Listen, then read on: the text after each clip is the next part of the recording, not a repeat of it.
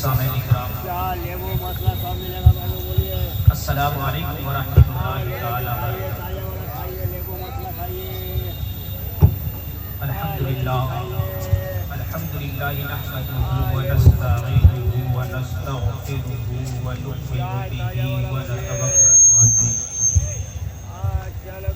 ونعوذ باللہ من شرور انفسنا ومن سیئات اعمالنا،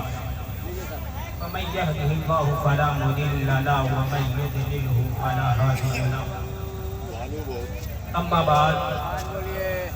اعوذ باللہ من الشیطان الرجیم، بسم اللہ الرحمن الرحیم۔ قال اللہ تبارک و تعالی فی القرآن المجید والفرقان الحمید،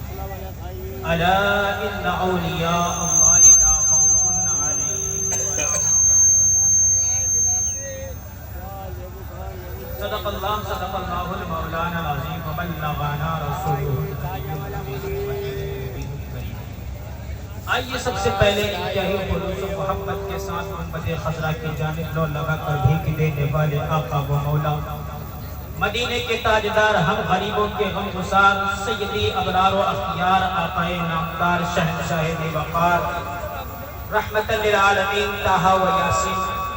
یعنی محمد عربی صلی اللہ علیہ وسلم کی بارگاہ میں درود شریف پڑھنے کا شرف حاصل کریں۔ پڑھیں با آواز بلند، اللہم صلی علی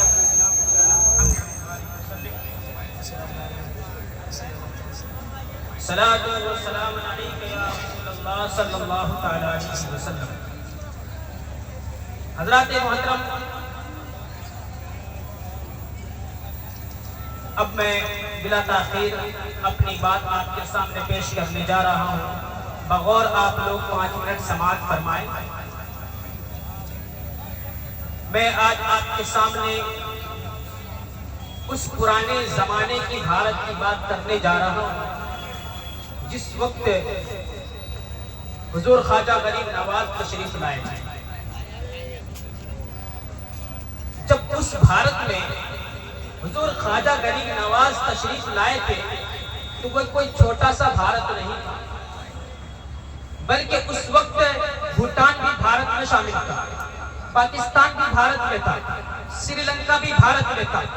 افغانستان بھی بھارت میں تھا، مگر آج اسی بھارت کی سرزمین کو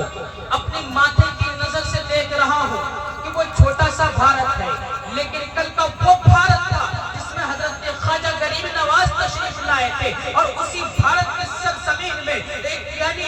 اجمیر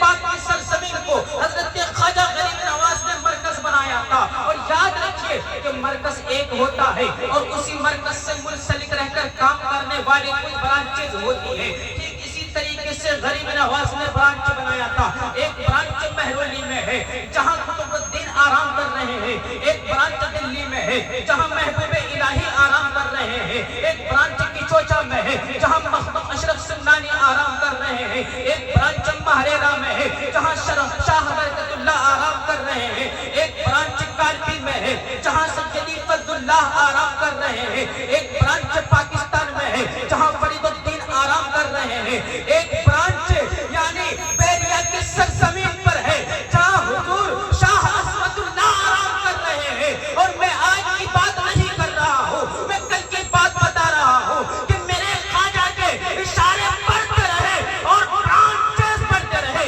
اور جب برانچز بڑھ گئے تو ہندوستان ایک ہماگیر ملک بن گیا، ہندوستان ایک پاکیزہ ملک بن گیا۔ ہندوستان کی دہلیز پر جب شریعت مطہرہ نے دستک دیا تو ہر گھر میں ایمان کا چراغ جلائے جانے لگا، گھر گھر میں عاشقان رسول کا مجمع لگنے لگا، کبھی کسی کے گھر میں کوئی بھی فنکشن ہو تو میلاد سجائے جانے لگا، کبھی شاید شادی کا پیغام ہو تو میلاد سجائے جانے لگا۔ یہ بھارت تھا میرے خواجہ کا، جس بھارت میں خواجہ غریب نواز نے عشق رسول کی چادر کو پھیلایا تھا، تو اسی بھارت میں اسی چادر کی خوشبو پورے بھارت میں پھیل گئی تھی۔ اور آج اسی بھارت کو دیکھ رہا ہوں کہ اسی بھارت کی مہم میں چھیڑنے والے کچھ نہ ہنجار پیدا ہوئے، اور انہوں نے چاہا کہ بھارت کے چین کو کس طرح برباد کیا جائے، بھارت کے سکون کو کس طرح درہم برہم کیا جائے۔ بھارت نے نفس پہ ہاتھ رکھا تو نتیجہ سامنے صاف ظاہر تھا کہ بھارت میں اگر سکون ہے، بھارت میں اگر چین ہے تو صرف اور صرف بات پر ہے، کیونکہ یہ وہی عشق ہے جو مسلمانوں کو عاشقان مصطفیٰ کی قبروں پر چادر چڑھواتا ہے، یہ وہی عشق ہے جو مسلمانوں کو آپس میں متحد رکھتے ہیں۔ اگر ہندوستان کے مسلمانوں کے چین کو چھیننا ہو تو سب سے پہلے ان کے دل سے عشق رسول کو نکالا جائے، اور جب عشق رسول کو نکالنے کی بات آئی تو لوگوں نے طرح طرح کی مہم چھیڑی، طرح طرح کی باتیں نکالی، اور جب حضرت خواجہ غریب نواز کو پتا چلا کہ اب ہندوستان کے درہم برہم کرنے والے لوگ پیدا ہو گئے ہیں، ہندوستان کے قوانین کو ختم کرنے والے لوگ پیدا ہوئے ہیں، تو حضور غریب نواز نے مصطفیٰ جان رحمت کی بارگاہ میں عرض کی، تو مصطفیٰ جان رحمت نے فرمایا کہ اے لوگوں، اے غریب نواز، پریشان نہ ہو، بلکہ ہندوستان میں ایک نوجوان پیدا ہوگا جو رضا علی کا بیٹا بن کر، نقی علی کا بیٹا بن کر، رضا علی کا پوتا بن کر